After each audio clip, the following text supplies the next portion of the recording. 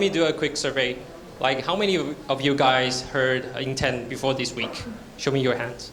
Okay, so how many of you guys can know exactly what intent is and can well explain to others? Okay, cool. And how many of you guys already use intent? Well, okay. Then, okay, let's dive in. So first, talk about myself. My name is Dawson. I'm a dev row from Blocto. And for you may not familiar with Blocto, Blocto is an AA wallet, provide the best user experience. And we already accumulate 1.7 million users since 2019. So we kind of like an OG player here. And Blocto provide SDKs for the apps to easily integrate with. And we also provide our universal gas solution called Blocto Point. So you can use the Blocto Point to pay for the gas fee across the blockchains we supported. And I'm a hacker. I have 7 years experience in software developing and over 3 years in crypto space. And by the way, I really like juice. Yeah, you'll know why. Okay, so let's face the first question. What are intents, right? So if you look it up from the Paradigms article, you'll find that intent is sign of set of declarative constraints, which allows a user to outsource transaction creation to a third party without relinquishing full control to the transacting party. So what the heck is that? Okay, so allow me to use a configurative example to explain. So as you know that I really like juice. So for example, if I want some juice, and I know a bottle of juice will cost me like $5. So what do I have?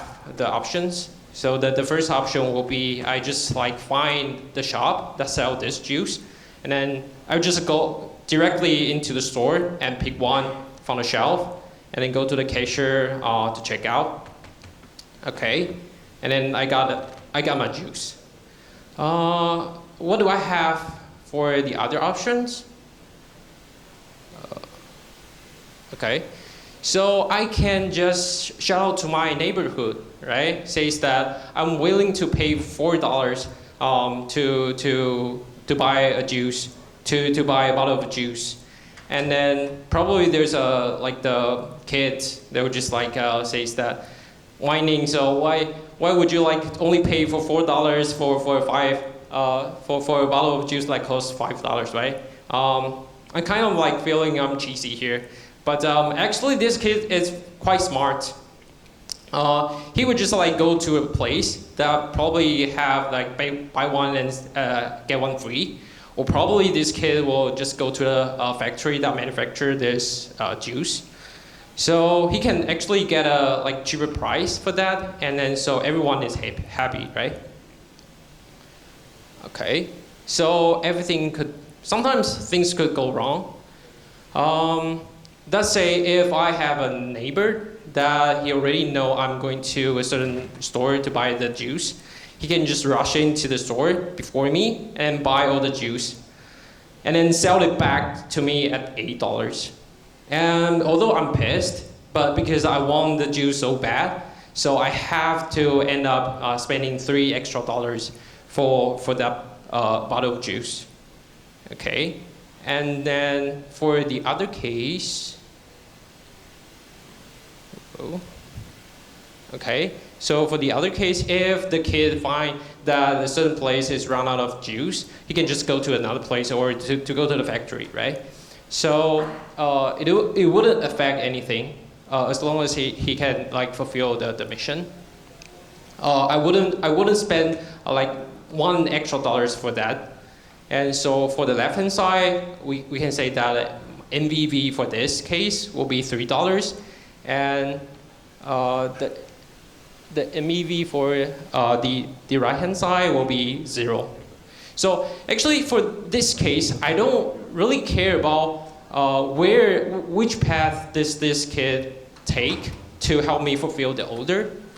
And then I sure don't care about when he fulfilled the order or who is the kid, right? As long as there's someone who's willing to fulfill my orders with that constraint, that'll be fine. And then so here, the intent will be, I am willing to pay for $4 for one bottle of juice. And the solver is the kid. And actually, there could be multiple kids that trying to help me fulfill the orders.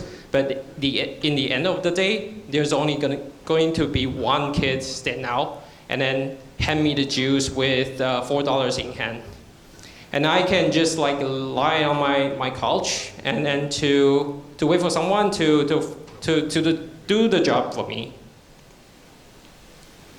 Okay, does it sound revolutionary?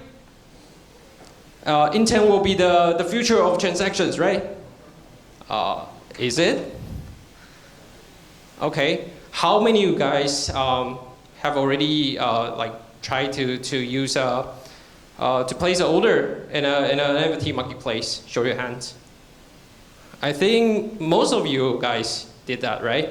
So actually, if you already try to put a fixed price on your certain NFT or try to offer a certain price for an NFT, actually you can say that you already use intent because the whole order book is built on intent. And the only difference is that this NFT marketplace only focusing on to solve the certain problem with NFT purchasing. But nowadays, the intent trying to use a more general ways to let the user to submit orders with arbitrary constraints. So let's do the comparison. So the left-hand side is the normal transaction. You have to be aware of where the place can provide you the thing you want. So for example, if I want to buy some ETH, then I have to go to the either Uniswap or 1inch. I have to know where can I do the thing I want, and I have to be the one who initiate the transaction, so that this transaction can be executed right away. So basically, I'm the market taker. I'm taking something out from the market. And on the right-hand side, it's an intent. So you have to be aware that this order might not be executed because you kind of make some declaration, says that with certain constraint, I want to expect my result to be something. And if let's say I'm willing to pay $1,000 for one ETH, but right now the market price will be let's say 1,200. So my order will just lie on the order book of this marketplace, right? So and I also have to rely on others to take my order, fulfill it. So basically, I'm kind of like a market maker in this case. So there are two different types of actions. There's no one is superior to the others. So yeah, it's you couldn't say that intent is the future of normal transaction. Okay, let's dive a little bit deeper into the pseudocode here. So this is the function that will be written in certain smart contract provided by the intent DApp providers. And okay, so here you can see the function. It's called fulfill orders, and the naming could be anything. And when the solver tries to call this function, they have to input the order detail. And the order detail can be stored off-chain or on-chain, whatever. So, but if you store it off-chain, will kind of become a little bit centralized. But I think this case is acceptable because not everything should be decentralized in the first place, right? Sometimes our user value the efficiency or convenience over the censorship. So I think the whole spirit of Web3 is to provide more options for users to choose from, not make everything decentralized. And that's what I think, and that is what you should do too. And then so the solver will input all the detail here, and then we will get some constraint or the content from the intent using the ERC712 sign type data, which is the structure of data that you just declare with your constraint. And we will just verify the signature from there to make sure that you are the one who actually authorized this action. And then the solver will try to execute the order. At the end of the function, we will check that whether the changes match constraints. If it does, then the full transaction succeeds. Otherwise, it will just revert it.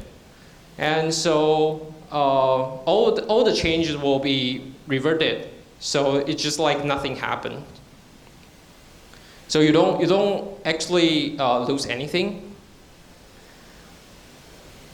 Okay.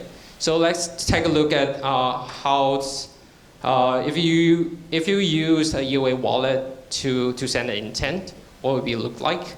So let's say here it's the smart contract provided by the intent app. And then because your intent will include certain assets, right? So first you have to like approve those assets by sending transactions. If those assets didn't approve like the function like permit, so you have to like have some like several transactions needed before you use intent. And there's one restriction that you couldn't approve ETH because that is by the design of Ethereum. So there's a workaround that you have to like make some deposit to the smart contract first, and then so after that you just sign a signature to send out your intent, and then wait for the solver to pick up your order and fulfill it. And usually the solver will just try to find 2 or more orders so that they can like arbitrage, right? So if I say that I'm willing to pay 1,000 USDC for 1 ETH, and there's one says that I'm willing to sell my 1 ETH at price 900, so the solver can just like pick up these 2 orders and then just send a transaction to fulfill the 2 orders at once. And then so you can see that if you are using EOA, you still have to depend on a smart contract. So does it sound familiar? There's a smart contract, and the smart contract have to have some asset in it. Yeah, that is smart account, right? So if you're using a smart account, you don't need any approval for your asset because the smart account is the owner of your asset. And it also supports native token because you already have some ETH in your smart account. So that's why I think account abstraction is the future of intent. So yeah, so here the solver can just like pick up 2 orders from a smart account and make everyone happy. So that's recap. Intent is not a whole new concept, right? Because I think most of you guys already use intent without knowing it. And intent will not replace normal transaction because there are 2 intentions, right? And MEV resistant because like either your order gets fulfilled with the constraint you just set up, otherwise it just like no one take the order, so your order will just like exist in the market. So there was no chance for you to get MEV, but the solver could get MEV, but not the user. And it could be gasless because you are not the one who initiated the transaction. So it can be gasless. and AA should be the future. And for that, so you can see that there's a lot of AA providers out there. So I want to shout out to Essentials that they brought this ERC 7521, which like make the standard for the AA wallet. So if you are interested, you can just like look it up. And here is my Twitter. So if you want to know more about Blocto or intent from a wallet perspective, feel free to follow me and send me a message. And that's for today.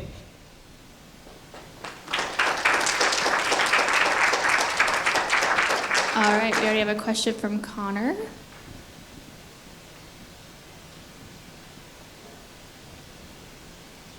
Thanks. How are you using the essential standard in Blocto? We are still exploring that, currently, yeah. And why do you need the verification on-chain? Why can't you do it off-chain? A verification for what? The standardization of intents, right? Like, yeah, so actually the verification, you couldn't like verify it off-chain, right? you can. It's already been done by CowSwap. By what? CowSwap. CowSwap. Yeah, so I think the best way to verify transaction is like you put a constraint to your smart account, and then so everyone can know that.